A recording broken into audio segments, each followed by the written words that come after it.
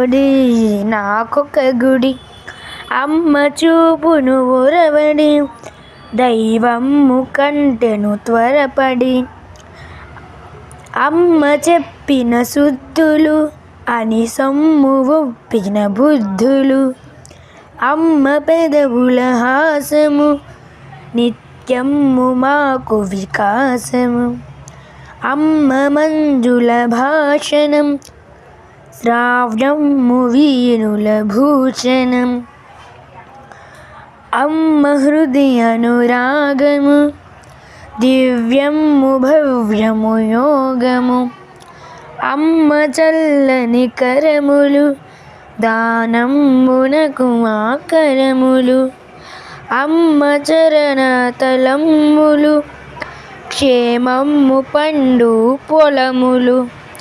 అమ్మ కన్నుల కాంతులు లోకమునకు సుఖశాంతులు. అమ్మయే నా సర్వము ధైర్యము బలము గర్వము. ఈ లెసన్ అయితే చెప్పుకున్నాం కదా గైస్. ఇందులోనైతే ఇదైతే సారాంశం చూద్దాం.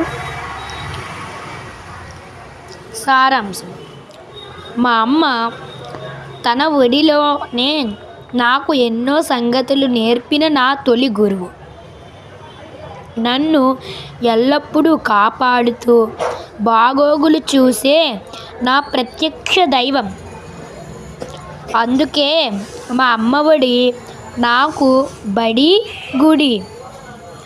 దేవుని కంటే ముందే త్వరపడుతూ నా భవితకు ఒరవడి చూపిస్తుంది. అమ్మ చెప్పే మంచి మాటలు ఎల్లప్పుడూ ప్రకాశించే తెలివితేటలు. అమ్మ పెదవులపై చిరునవ్వు మాకు నిరంతరం సంతోషాన్నిస్తుంది. అమ్మ అందమైన మాటలు వినడం మా చెవులకే అలంకారం. అమ్మ మనస్సులోని ప్రేమ ఉత్తమమైనది, శుభకరమైనది, అన్నిటినీ సమకూర్చేది. అమ్మ చల్లని మేలైన చేతులు దాన ధర్మాలకు నిలయాలు.